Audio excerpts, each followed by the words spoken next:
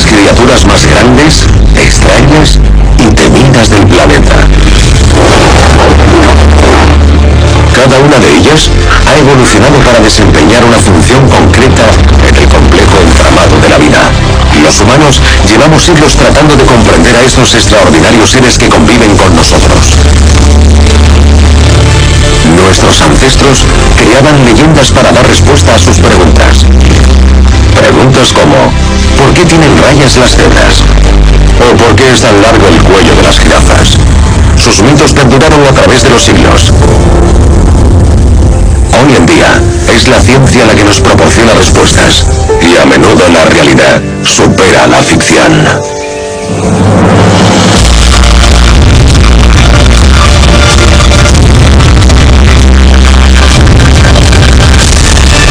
Zambia salvaje. Mitos de África.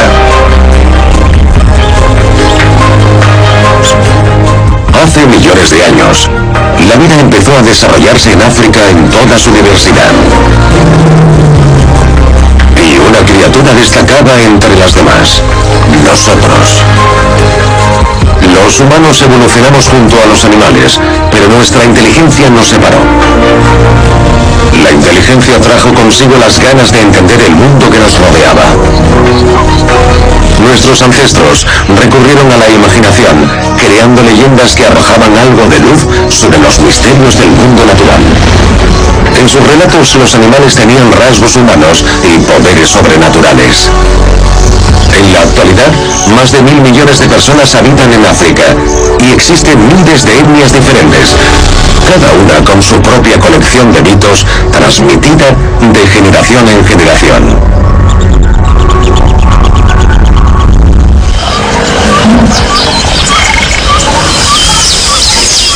Uno de esos mitos nos resulta familiar a todos, el del león como soberano del reino animal.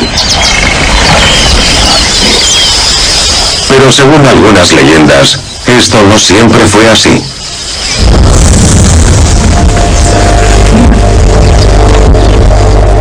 Los bosquimanos del Kalahari cuentan que, hace mucho tiempo, antes de que el león se convirtiera en rey, el búfalo era un animal carnívoro y beligerante. Con más de 1 metro de altura y cuernos de una envergadura de más de 1 metro, era todo un monstruo, y su carácter le hacía justicia a su apariencia. Un día, un anciano y fiero macho estaba a punto de matar al león, pero este le suplicó que tuviera piedad. El búfalo decidió aprovecharse de él y le perdonó la vida, pero a cambio de que el león cazara por él. Día tras día, el león cazó para el búfalo, que cada vez pedía más presas. Agotado, hambriento y enfadado, el león se rebeló contra el anciano búfalo, se abalanzó sobre él y lo mató. Desde entonces, los leones cazan búfalos y los búfalos se alimentan exclusivamente de hierba. Ahora, el antaño todopoderoso búfalo se ve obligado a vivir en manada para defenderse del nuevo rey, el león.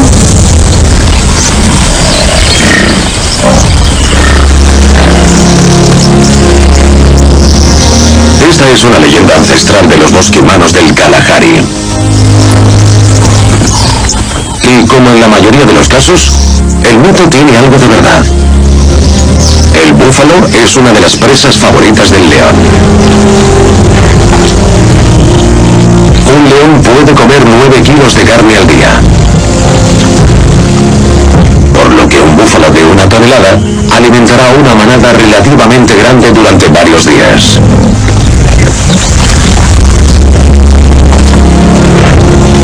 Pero no es fácil hacerse con un banquete como este. Los búfalos, además de ser grandes, son, tal como dice la leyenda, animales feroces. Únicamente las grandes manadas osan intentarlo y solo tienen éxito si cazan de forma coordinada. El momento ideal es una noche sin luna. Las cámaras infrarrojas nos ayudan a ver en la oscuridad. El león no necesita esta tecnología. Sus ojos poseen una capa de células que captan la luz de las estrellas y la transmite a las retinas, lo que le permite distinguir no solo formas, sino también detalles en la oscuridad. El búfalo solo puede confiar en su oído y olfato. No ve al león, pero sabe que está ahí.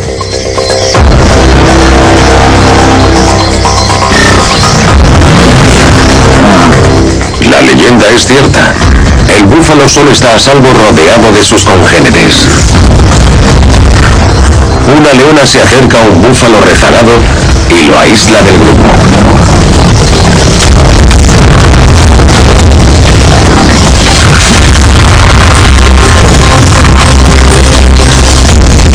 Un joven macho coge el relevo y lo persigue. Guía al búfalo hacia el resto de la manada. Esquivando su letal cornamenta, una hembra se abalanza sobre el búfalo. Trata de herirle y debilitarle para que los demás leones puedan unirse al ataque. Han escogido a un macho fuerte y vigoroso que podría matarles de una sola coz.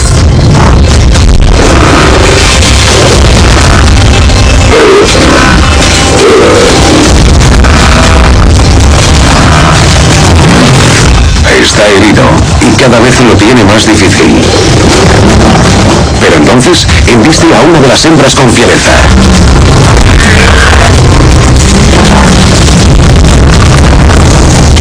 Es el momento de la verdad.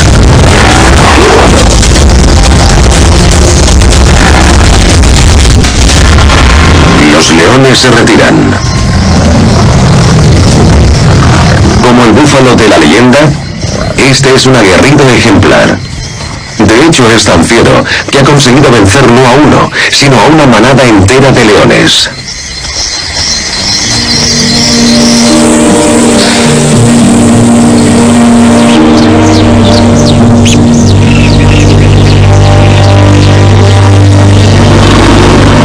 Los Shona, en Zimbabue, creen que al principio de los tiempos, antes de que apareciera el ser humano, el monarca del reino animal no era ni el león ni el búfalo, sino el elefante.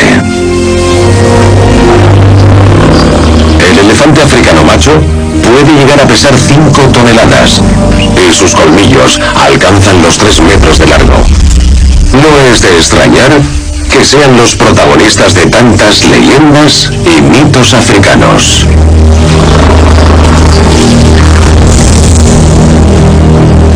Según los Shona, el elefante era un líder justo y benévolo.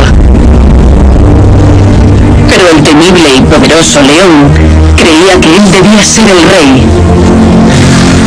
Intentó arrebatarle el trono en multitud de ocasiones, pero el resto de animales quería que el elefante siguiera reinando. Un año, las lluvias no llegaron y una terrible sequía asoló la zona. El león les hizo creer a todos que el elefante les estaba ocultando las últimas reservas de agua, pero descubrieron que mentía y su plan fracasó. Como castigo, el elefante expulsó al león de su reino. Finalmente, cuando el último monarca de la estirpe de los elefantes murió, el león se hizo con el trono. Tal como muestra la historia de los Shona, el agua es un tema central de muchos mitos y leyendas africanos. En un continente en el que tantos lugares están a merced de las estaciones y la sequía extrema, el agua es un elemento esencial para la supervivencia. Que la estación lluviosa se retrase puede tener efectos devastadores.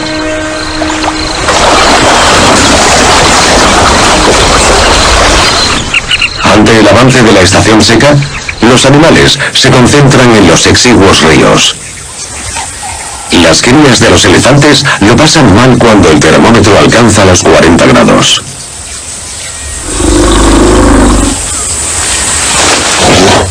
Esta pequeña necesita alimentarse cada hora. y su madre debe beber todos los días para producir suficiente leche.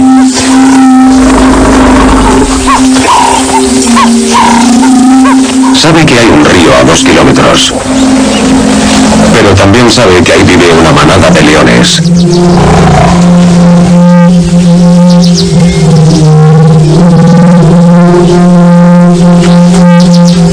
Ya no queda más agua en la zona, así que no tiene más remedio que arriesgarse.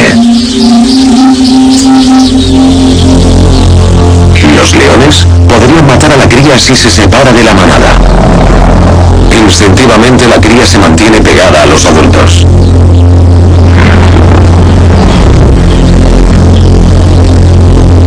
Esta escena nos recuerda la mítica batalla por el agua y la contienda por el trono entre las dos magnas bestias, el elefante y el león.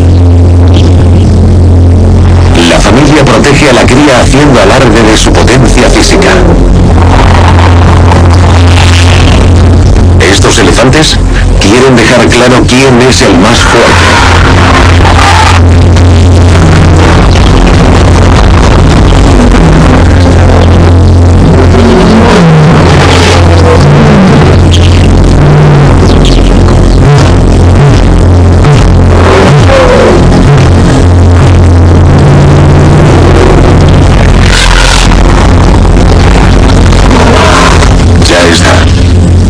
Los leones se apartan, dejándoles vía libre.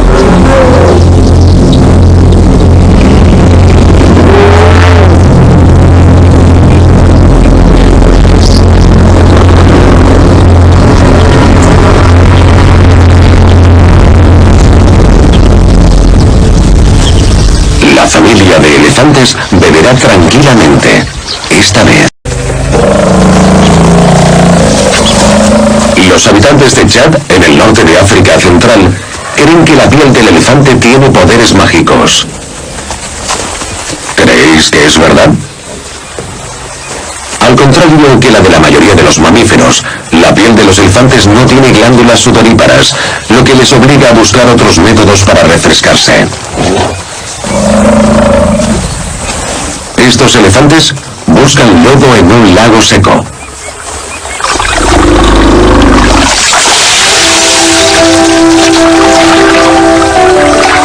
Usan su trompa para expulsar el lodo y cubrir sus cuerpos con el fresco mejunje.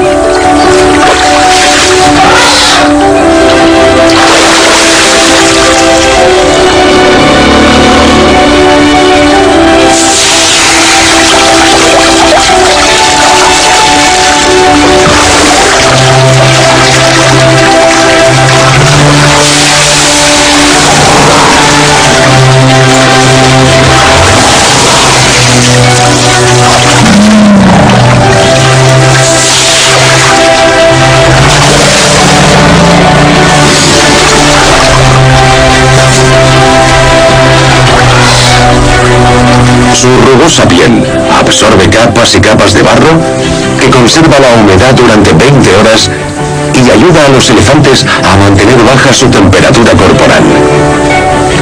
Cuando el barro se seca, el proceso de evaporación imita a la sudoración, ya que al evaporarse el agua, el cuerpo expulsa calor. Una vez que se ha secado por completo, las arrugas lo mantienen pegado al cuerpo y actúa como protector solar. Sin las arrugas, el lodo se secaría demasiado rápido para el sol abrasador y se desconcharía muy fácilmente debido a sus formas onduladas. Esta es solo una parte del increíble sistema de refrigeración de los elefantes. La cantidad de calor que irradia hace que brille al filmarlo con la cámara infrarroja. Pero sus orejas aparecen negras, lo que indica que están mucho más frías que el resto del cuerpo.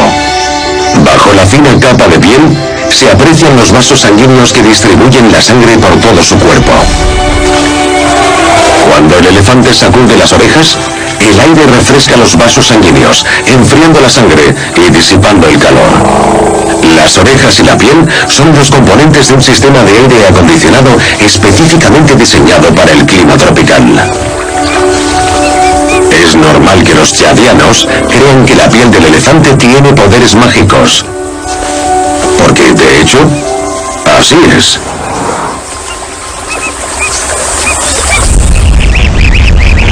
A finales de agosto en el sur de África, los termómetros alcanzan los 48 grados.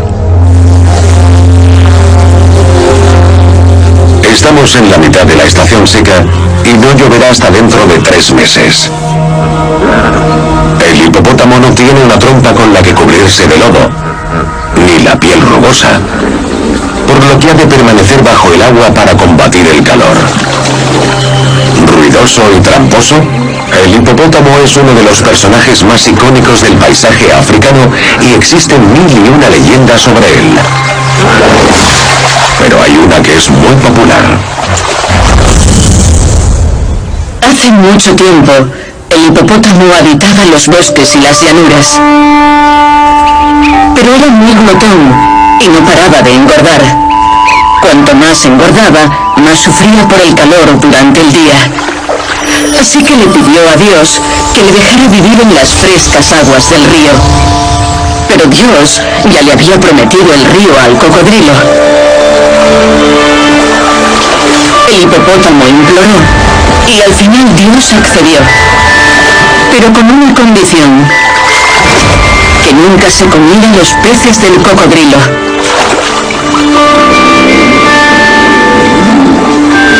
El hipopótamo juró que no lo haría y hasta ahora ha mantenido su promesa.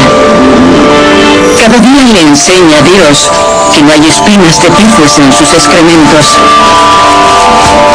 Y nunca deja de sonreír, feliz de vivir en el río.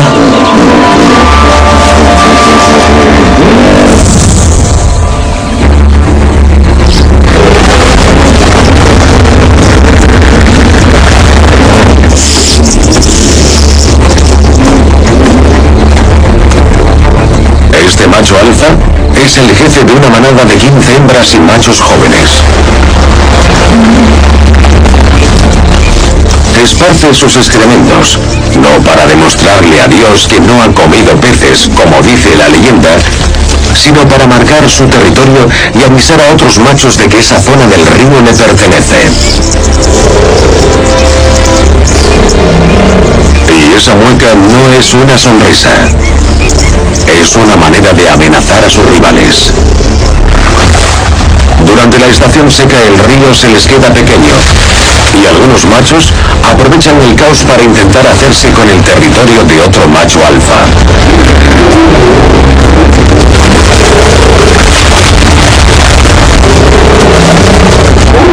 Pero el macho no renunciará a sus dominios y a sus hembras sin luchar.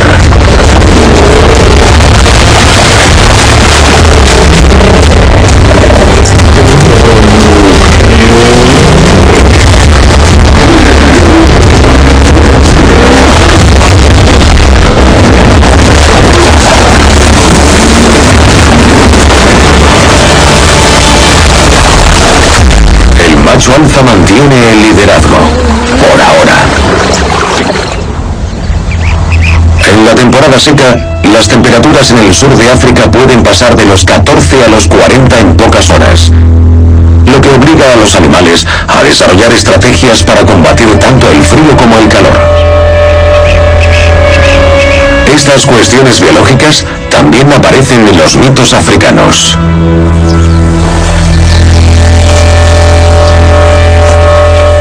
Los bosquemanos de Kalahari tienen una historia sobre cómo consiguió el cocodrilo su característica armadura.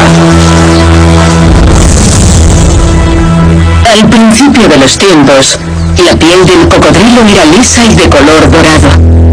La mantenía así porque se pasaba todo el día sumergido en aguas cenagosas y solo salía al anochecer. Como el resto de animales, no paraba de alabar su preciosa piel. Empezó a salir del agua durante el día para presumir delante de todos. Se volvió vanidoso y obsesionado con su propia belleza. No se dio cuenta de que su piel se estaba cubriendo de bultos y ampollas a causa del sol, hasta que no oyó las risas del resto de animales, no se dio cuenta de lo que le estaba pasando. Pero ya era demasiado tarde. Su piel se había vuelto tosca y fea. El cocodrilo nunca superó la humillación sufrida y en la actualidad oculta su cuerpo bajo el agua, dejando que solo sus ojos y sus orificios nasales asomen a la superficie. En realidad, el cocodrilo del Nilo no permanece bajo el agua por vergüenza. Lo hace para regular su temperatura corporal y moverse con cautela. Es un avezado cazador, experto en emboscadas. Tiene los ojos, los oídos y las fosas nasales en la parte superior de la cabeza, lo que le permite ver, oír y oler a sus presas oculto bajo el agua. Espera sumergido hasta que su presa está lo suficientemente cerca como para atacar.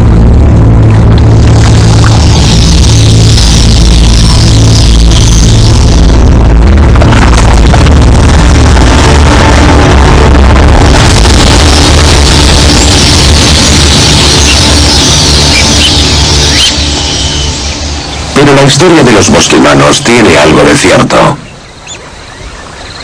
El cocodrilo del Nilo es un reptil nocturno y al no poder regular su temperatura por sí solo, se refresca en el agua y luego se echa al sol para entrar en calor.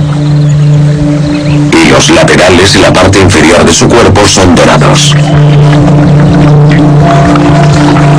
Solo la parte superior está cubierta de una vasta armadura de escamas.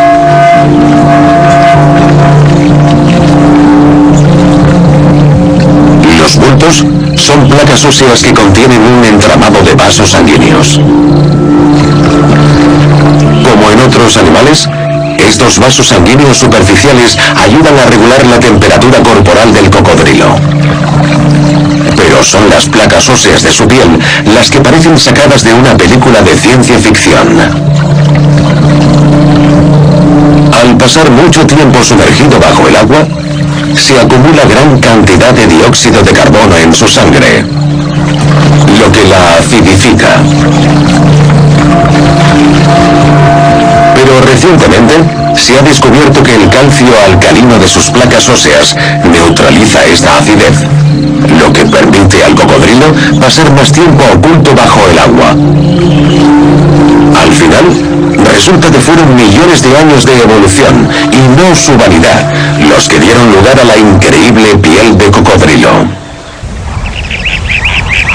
En África meridional, la estación seca alcanza su punto álgido en octubre. Los ríos menguan y las charcas se secan. La lluvia no volverá hasta dentro de un mes. Tanto la flora como la fauna se encuentran en estado crítico. El paso de las cebras por las vastas llanuras del oeste de Zambia indican que la lluvia podría estar en camino. Los jóvenes van adelantados del resto. Vienen a conquistar una parte de lo que pronto será un auténtico paraíso para los herbívoros. Estos jóvenes sementales seguirán juntos hasta que consigan hacerse con su propio harén. Pero para lograrlo, tendrán que enfrentarse al semental que lo controle. En sus luchas de poder, las cebras cocean y muerden sin piedad. Y algunos jóvenes se pasan de listos desafiando a sementales más experimentados.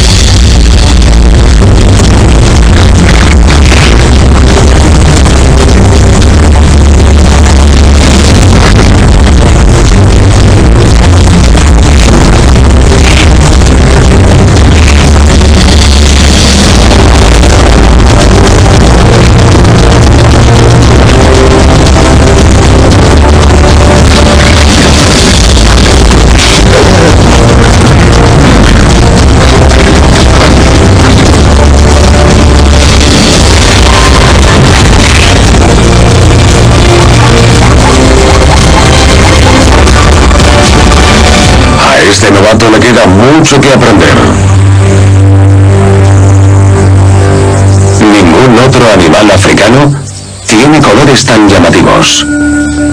Las vistosas rayas de las cebras desconcertaron a los científicos durante décadas y las comunidades locales crearon historias para explicar el origen de este extraordinario pelaje. Los Zulús del sur de África cuentan una leyenda sobre un arrogante babuino que creía que el río era de su propiedad.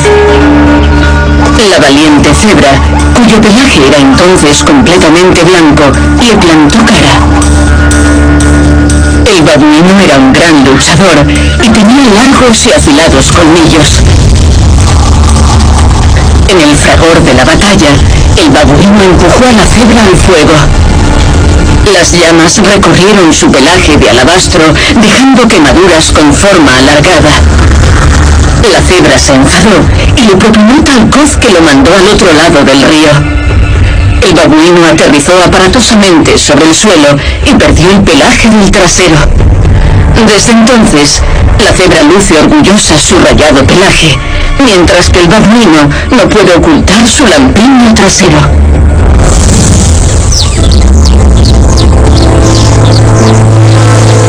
Un pelaje que no solo es llamativo, sino práctico. Cuando las cebras corren juntas, las rayas se funden, lo que hace que a los depredadores les cueste distinguirlas en medio de la masa de rayas en movimiento. Las rayas las ayudan a camuflarse entre la alta maleza. También actúan como una especie de repelente de insectos. Está científicamente demostrado que los tábanos muerden más a los animales de pelaje liso que a las cebras. Ellas están libres de insectos. Ellos seguramente no.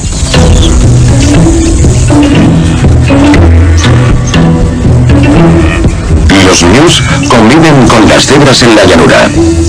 Son vecinos y a menudo aliados. Cuantos más sean, más ojos vigilantes habrá y más voces que alerten a los demás. Se dice que Dios creó al ñu a partir de trozos que sobraban de otros animales. Le puso cara de mula, barba de cabra, cuernos de vaca y cuerpo de caballo. Cuando corre por la llanura es como si cada una de las partes que lo forman quisiera ir en una dirección distinta. ¿O es que le muerden los tábanos?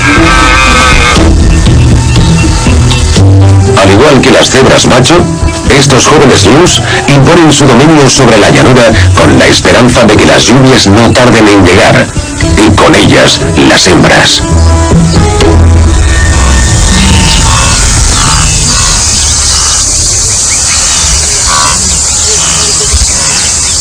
Los ñus son los antílopes más grandes que existen y, como otros miembros de su especie, marcan su territorio mediante el olor.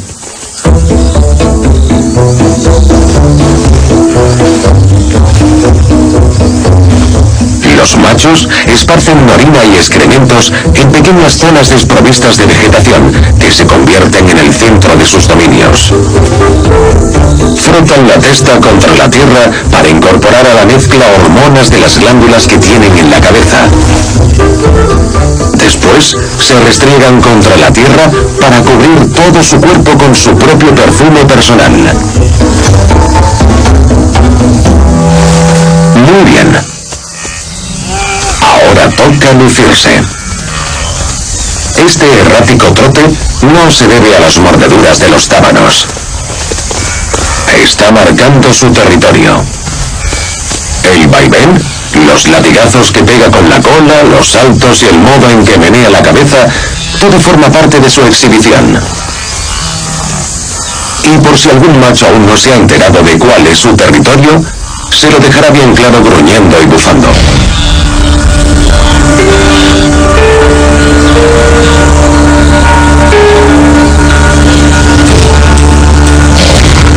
Este se está pasando de la raya. Primero se inspeccionan mutuamente, aspirando su olor corporal. Luego se produce una pausa en la que se miden el uno al otro. El intruso se arrodilla, indicando que está listo para luchar.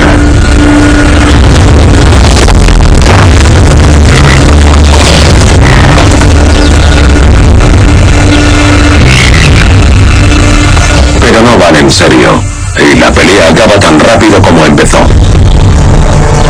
Como adolescentes aburridos, estos jóvenes machos se pasan el día pavoneándose y enzarzándose en banales disputas territoriales, esperando a que lleguen la lluvia y las hembras.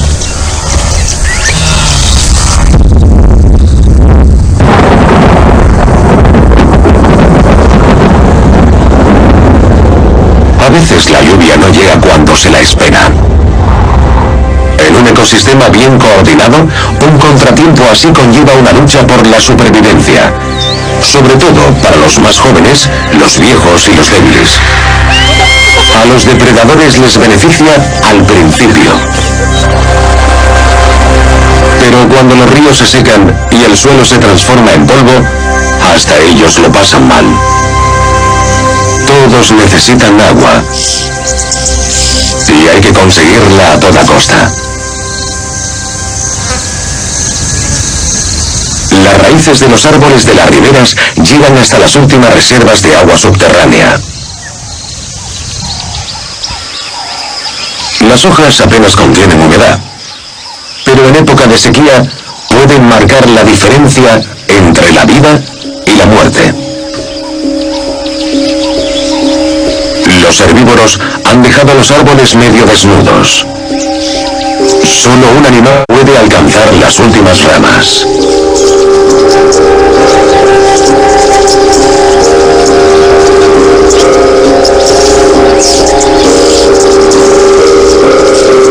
El animal más alto del planeta. Una jirafa macho puede medir 5,5 metros.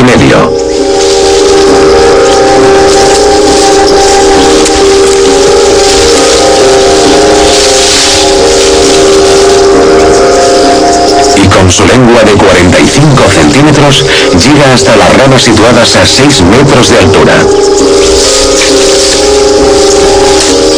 Su lengua, además de larga, es un órgano prensil.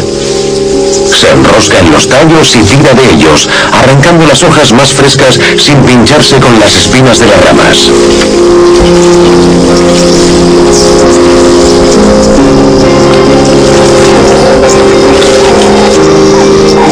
También posee una vértebra modificada que le permite inclinar la cabeza verticalmente para alcanzar las ramas más altas.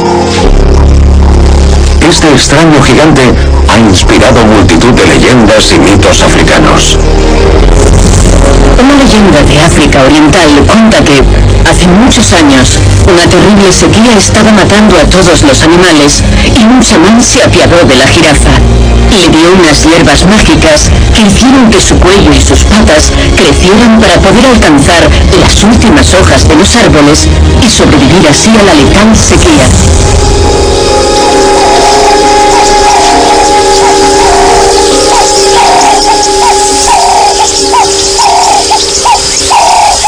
Sus enormes patas y su largo cuello le dan ventaja sobre otros animales de la sabana africana, sobre todo en tiempos difíciles. En un ambiente competitivo, la necesidad de llevarles la delantera al resto impulsa el proceso evolutivo y la explicación científica del increíble cuerpo de la jirafa es más fascinante que cualquier leyenda.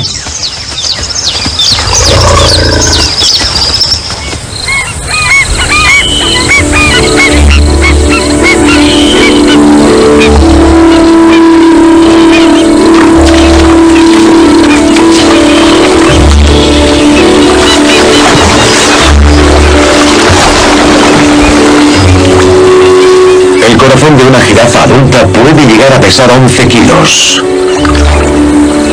Este potente músculo bombea la sangre simultáneamente 2,5 metros hacia abajo hasta las pezuñas y la misma distancia hacia arriba, hasta la cabeza. Esto requiere una presión sanguínea 2 veces mayor que la del ser humano. Para mantener alta la presión, la jirafa cuenta con una piel gruesa y rígida, que actúa como una gigantesca venda de compresión. La jirafa posee un músculo extra en la yugular y las válvulas de los vasos de su cuello regulan el flujo de sangre, impidiendo que llegue con más presión de la debida y pueda bajar y subir la cabeza sin desmayarse. La jirafa ha evolucionado para vivir por todo lo alto y le saca a todos más de una cabeza en la carrera por la supervivencia. Una vez más, la realidad supera a la ficción. Su habilidad para poner la cabeza en posición vertical inspiró este mito de los bosquimanos de Kalahari.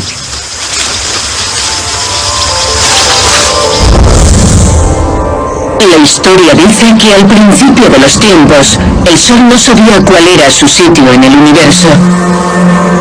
Dios vio que la jirafa miraba a menudo al cielo con curiosidad.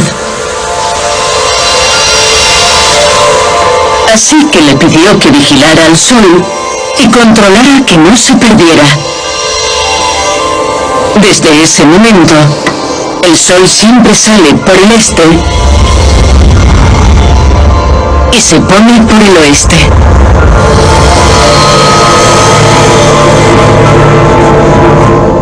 Dios estaba tan contento con el trabajo de la jirafa que reordenó un grupo de estrellas en su honor. Los bosquimanos llaman a esta constelación Tutua, que significa jirafa. También se la conoce como Cruz del Sur.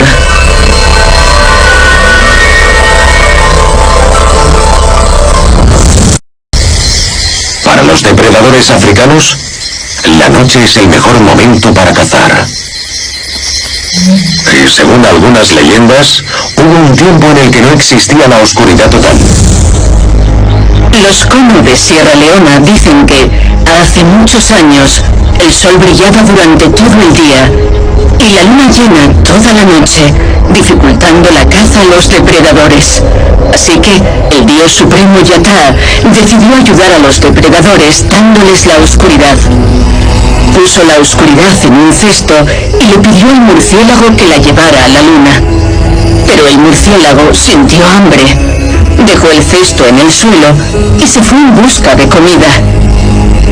Otros animales lo encontraron y dejaron escapar a la oscuridad. Desde entonces, los murciélagos duermen durante el día y se pasan toda la noche volando, intentando atrapar a la oscuridad.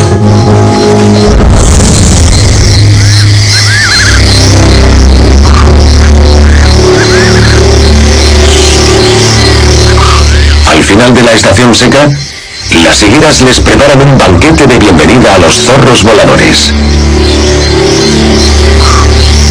Como un faro en medio de la noche, el dulce aroma de los higos maduros atrae a estos murciélagos. Tal como indica la leyenda, los zorros voladores vuelan casi toda la noche, pero no buscan la oscuridad. Lo que buscan es fruta.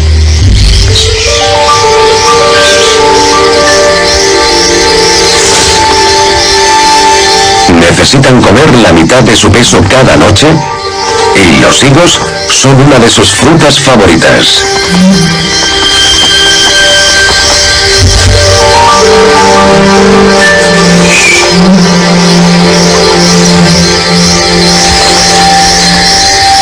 Con ayuda de su rugosa lengua, el murciélago aplasta la fruta contra sus dientes para extraer la carne y el zumo.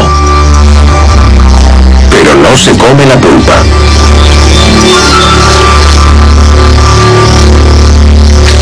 Los restos sin digerir no tardan en salir por el otro lado. Así, los zorros de la fruta se encargan de mantener la riqueza y la salud de los bosques africanos. Dispersan las semillas a kilómetros del árbol madre, aportándoles de paso una buena dosis de fertilizante.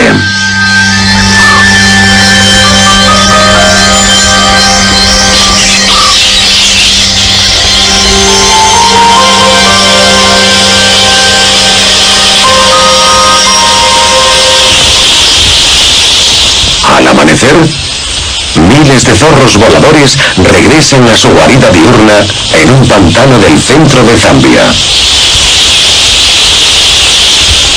Acaban de llegar. Algunos han recorrido más de 2000 kilómetros desde África Central. Su llegada coincide con el inicio de la temporada de lluvias y la maduración de los frutales de esta zona de Zambia. A finales de noviembre habrá 10 millones de murciélagos en este pantano de 113 hectáreas.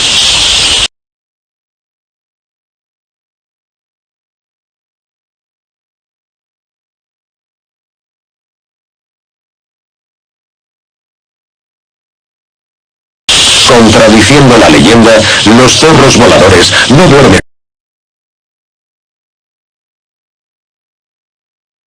durante todo el día. Pasan mucho tiempo socializando y peleando por conseguir más sitio en la rama. Cuando cae la noche y las temperaturas bajan, los murciélagos se dirigen a los bosques adyacentes donde crecen los frutales. El zorro volador es el segundo murciélago más grande de África. Sus alas tienen aproximadamente 1 metro de envergadura. Su punto fuerte es la resistencia, no la velocidad, y son capaces de recorrer 60 u 80 kilómetros cada noche en busca de fruta. Pero primero han de esquivar a sus vecinos depredadores. Solo en esta época del año, el pigargo vocinglero cambia el pescado por el murciélago.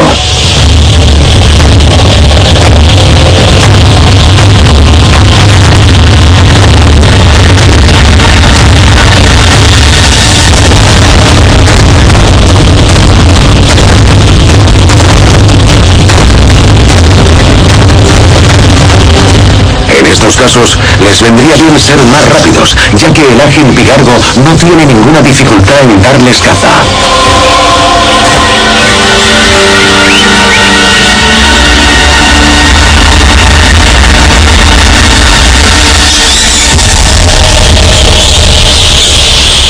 A los que sobreviven, les espera una bulliciosa comilona nocturna.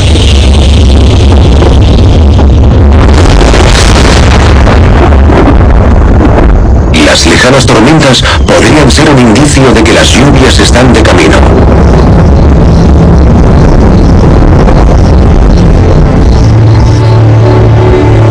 Pero el día amanece sin una nube en el cielo. La lluvia aún no ha llegado a esta zona de África meridional.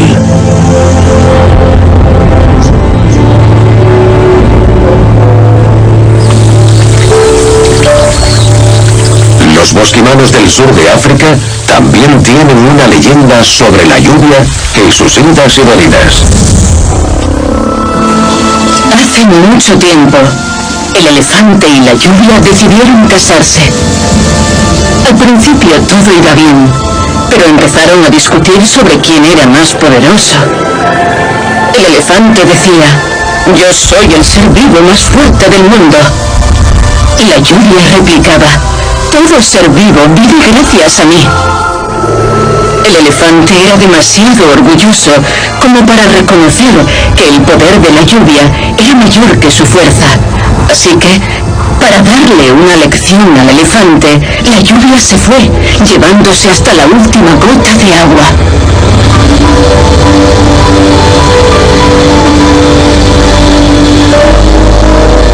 La sequía asoló la tierra, poniendo en peligro la vida de todos los animales. El elefante le rogó a la lluvia que lo perdonara, pero ella lo ignoró. La sequía empeoró aún más y todos los animales, el elefante incluido, sufrieron enormemente.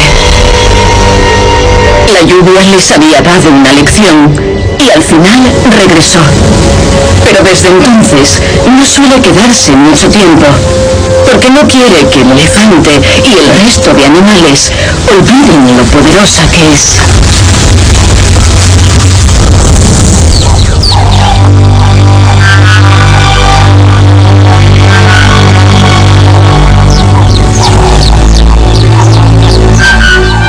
Los zulús llaman al cálao terrestre sureño el pájaro de la lluvia.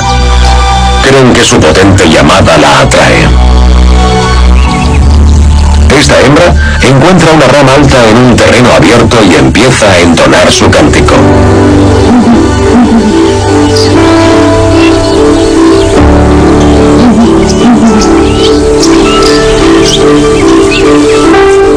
Pronto se le une un macho.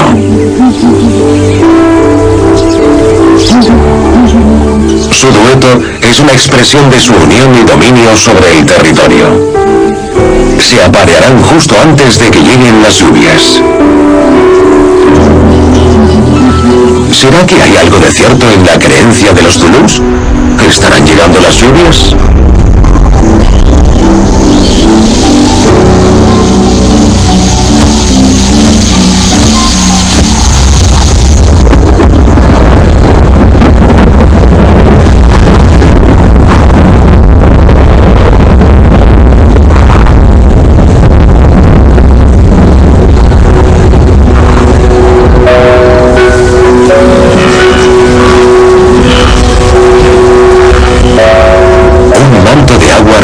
Las áridas llanuras, dando por concluida la sequía.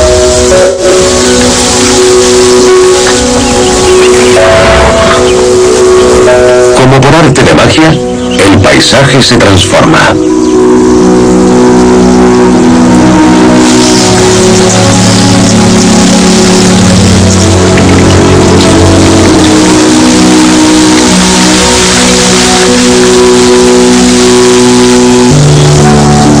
Los jóvenes ñus ven recompensada su arriesgada apuesta. Las hembras inundan la llanura ansiosas por alimentarse en los oasis particulares de los machos.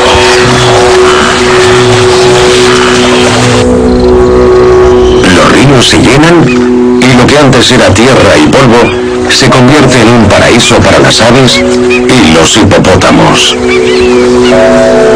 Los árboles florecen y dan frutos, y criaturas de todas formas y tamaños disfrutan del festín que la lluvia trae consigo.